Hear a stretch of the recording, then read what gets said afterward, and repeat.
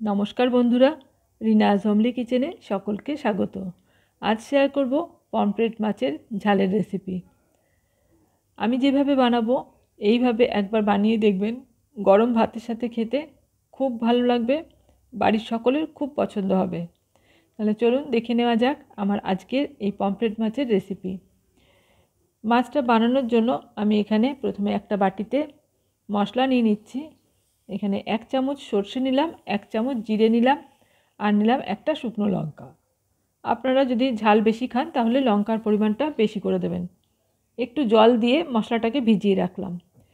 এদিকে আমি মাছ ভালো করে ধুয়ে জল ঝরিয়ে নিয়েছি। নুন আর হলুদ দিয়ে দিচ্ছি পরিমাণ মতন, দিয়ে একটু পাতিলেবুর রস দিয়ে দিলাম। পাতিলেবুর রসটা দিলে অনেকের মাছে যে আষ্টে গন্ধ লাগে সেই গন্ধটা থাকে না। এবার নুন আর হলুদ আর লেবুর রসটা খুব ভালো করে মাছের গায়ে মাখিয়ে নেব। সব কটা মাছের গায়ে খুব ভালো মতন মাখানো হয়ে গেলে মাছটাকে আমি 10 মিনিটের জন্য রেখে দেব। ততক্ষণে আমি একটা মশলাটা তৈরি করে নেব।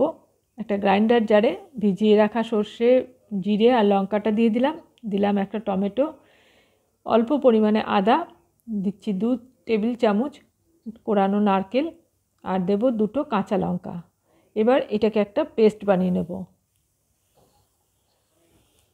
খুব মিহি করে একদম পেস্টটা বানিয়ে নিয়েছি।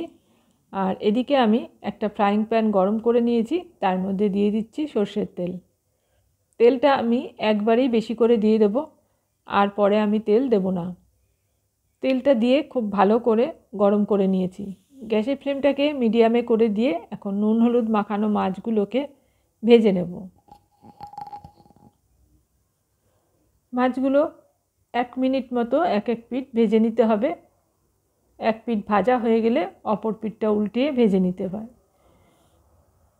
2 পিঠ খুব ভালো করে ভেজে নিয়েছি। এখন তেল থেকে তুলে আমি একটা পাত্রে মাছ ভাজাগুলোকে রেখে দিচ্ছি।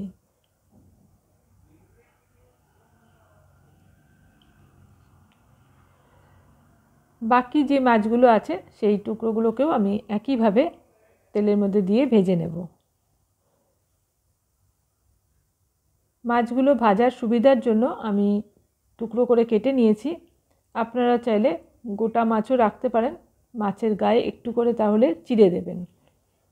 সব কটা মাছই ভাজা হয়ে গেল, এখন তুলে নিচ্ছি মাছগুলো। এবার এখানে যে তেলটা আছে এর মধ্যে আমি আগে থাকতে বেটে রাখা মশলাটা দিয়ে দেব।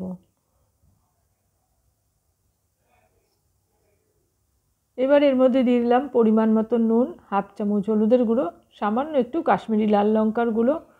এটা দিলে পরে রঙটা একটু ভালো হবে, আপনারা না চাইলে নাও দিতে পারেন। সব কিছু ভালো করে মিশিয়ে নিলাম, আর বেশ কিছুক্ষণ এইভাবে নাড়াচাড়া করে মশলাটাকে কষিয়ে নিতে হবে।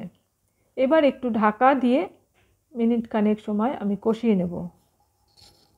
মশলাটা কষানো হয়ে গেছে, মশলার থেকে তেল ছাড়তে শুরু করেছে। এখন আবারও কিছুক্ষণ মশলাটাকে একটু নাড়াচাড়া করে নিচ্ছি। এবার এর মধ্যে দিয়ে দেব 1/2 কাপ মতন জল। মশলার বাটিটা ধুয়ে আমি জলটা দিয়ে দিলাম, আর ভালো করে নাড়াচাড়া করে নিলাম। এবার ঢাকা দিয়ে ঝোলটাকে একটু ফুটতে দেব। ঝোলটা ভালো মতন ফুটে গেছে। এখন এর মধ্যে ভেজে রাখা মাছের টুকরোগুলোকে দিয়ে দেব, আর গ্যাসের ফ্লেমটাকে আমি মিডিয়ামে করে রেখেছি। সব কটা মাছের টুকরো দিয়ে দিলাম। এবার এর মধ্যে দিয়ে দেব 3টে কাঁচা লঙ্কা। মাছগুলোকে একটু ঝোলের মধ্যে ভালো করে ডুবিয়ে দিলাম। লঙ্কাটা দিয়ে আমি ঢাকা দিয়ে মাছটাকে আরও 1 মিনিট মতন ফুটিয়ে নেব। 1 মিনিট পর মাছেরগুলোকে উল্টিয়ে অপর পিঠটাও একটু ফুটিয়ে নিতে হবে, তাহলে 2 পিঠটাই সমানভাবে নরম হয়ে যাবে।